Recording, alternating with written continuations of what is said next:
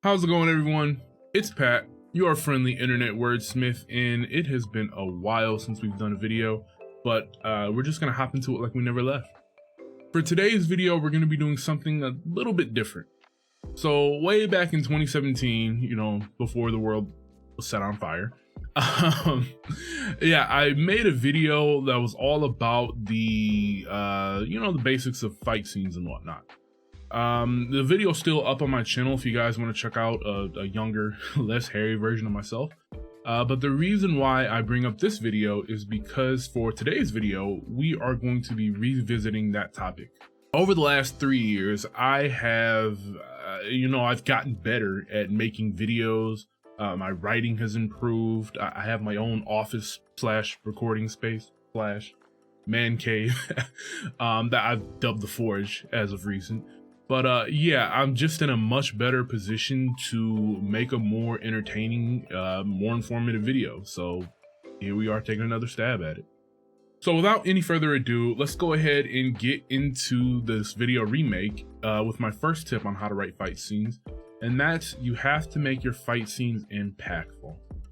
Now, in my initial video, I detailed that there are basically 3 ways to meaningfully impact your characters when it comes to fight scenes. And that is to physically beat them down, to mentally beat them down, and of course to emotionally scar them. Because we love them. That does still stand, but I do want to elaborate on that point a little bit further. You basically want to be visceral and real with your descriptions when it comes to fight scenes. You want your readers to feel the air being pulled out the character's lungs as they get hit in the stomach with that iron club. You want them to empathize with the impossible decision of having to fight and kill your own tyrannical father, because if they don't do it, nobody else will, and millions will die. You want your readers to really feel what's going on.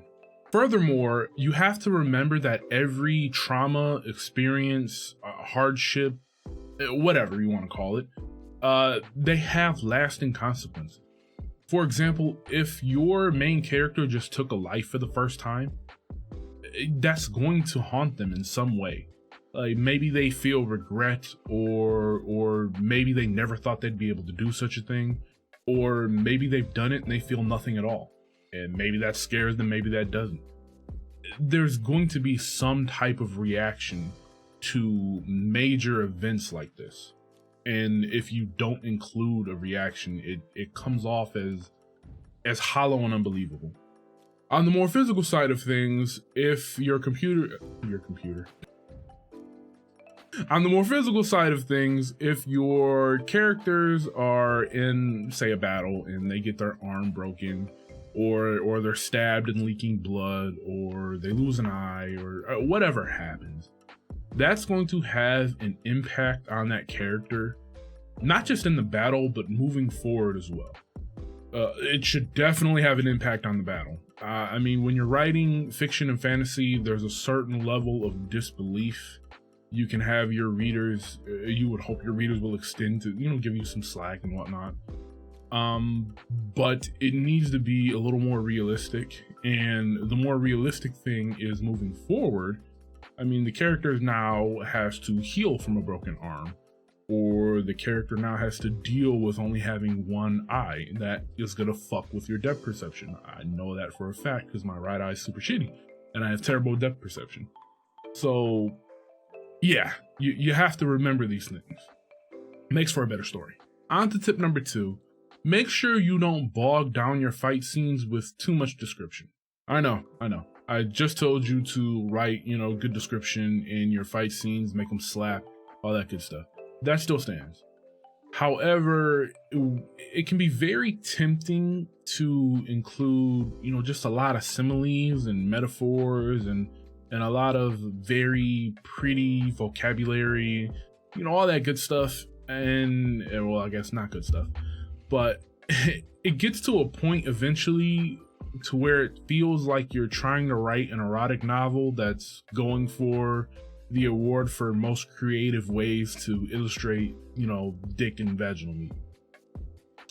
Yeah, you gotta hold back a little bit. You see, there's a time and a place for heavy description, and fight scenes are needed.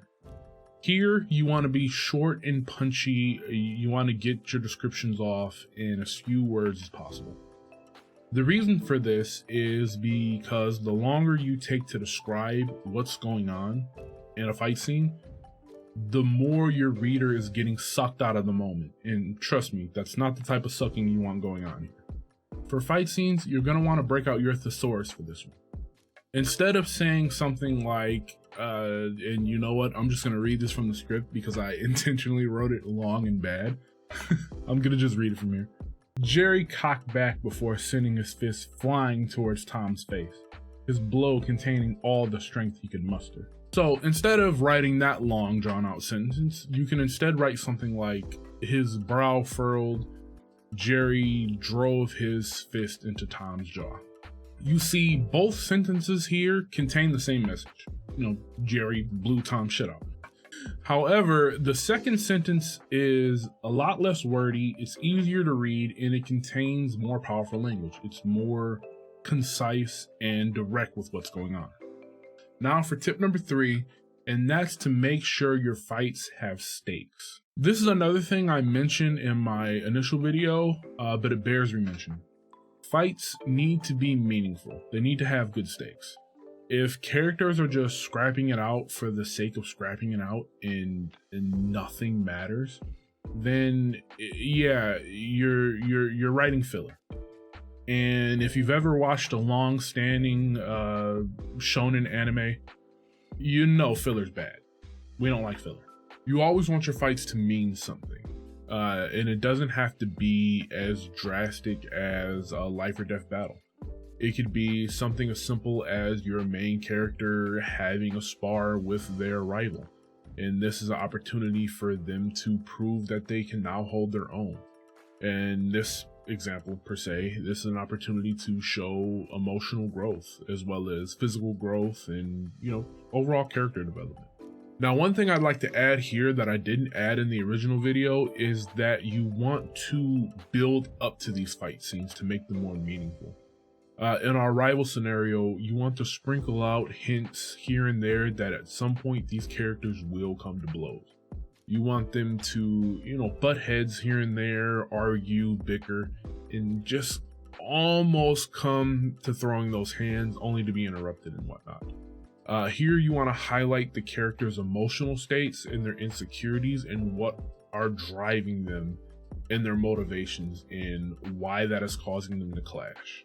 One of the best examples I can give you this is My Hero Academia with the characters of Deku and Bakugo. From the very first episode, it is clear that these characters are gonna throw hands. There's undeniable tension between the two, although admittedly it's pretty one-sided with Bakugo being the aggressor and Deku, he just really wants to be friends. And he doesn't really get into that, heated rivalry scene until, later on in the season. But it's clear from the first episode that at some point these characters will throw hands. And when it finally happens, it's epic. Tip number 4, you want to space out your fight scenes appropriately throughout your story. This tip is more so for writing fiction with a bunch of fight scenes.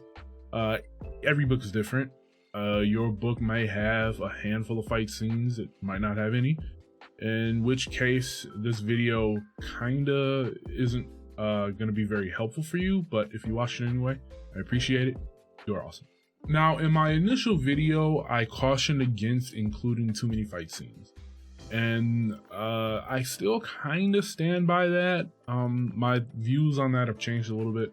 But the reason why I cautioned against it is because of the thought that the more fight scenes that you add into a story, the more that over time they will start to numb the reader, if that makes sense. Now, more so, I'm in the mindset of that's not really that important, the number of fight scenes. I'm more so in the camp of that you can include as many fight scenes as you want. The more important thing is not the quantity, it is the quality and how you space them apart.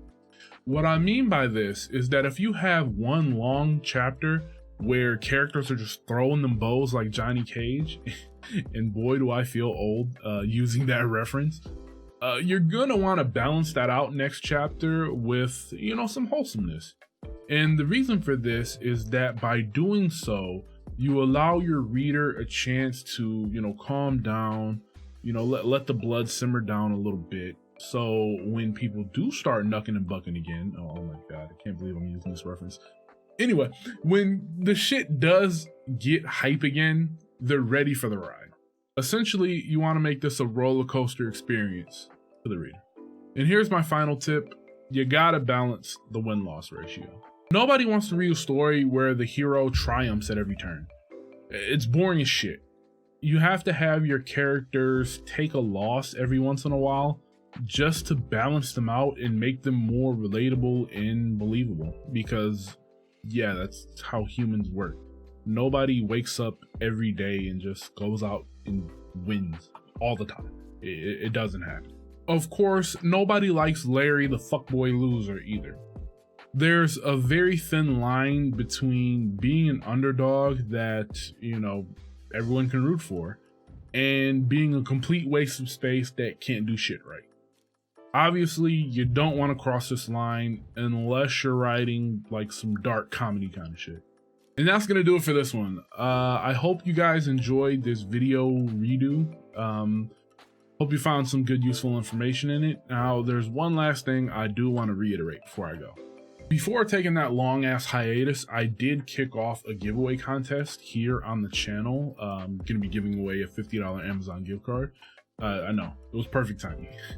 But here are the details of what you need to know in order to win this contest. All you have to do to win is first, sub to the channel, and second, be the first to correctly guess the name of my lovely anime assistant. The only guideline I have for the contest is that I'll only be accepting one guess / entry per video.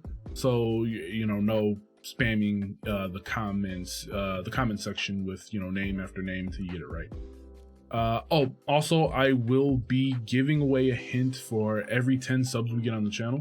So by, you know, sharing out the content, you know, getting, you know, friends, you know, sub and whatnot, you not only are a loving and caring individual for, you know, sharing some dope ass writing advice, you know, but you're also getting closer to that Skrill, you know, and you help me grow the channel. So, you know, wins all around. As of uploading this video, we have 6 subs on the channel, so another 4 and you guys will get your first hint. So, yep, you know what to do. Thanks for kicking it with us. If you had a good time, go ahead and slap that like button. And if you're new, consider subscribing, because we do this every week. Of course, you're going to want to hit that bell too, so you never miss an upload. Have an awesome day, achieve something great, and we'll catch you later.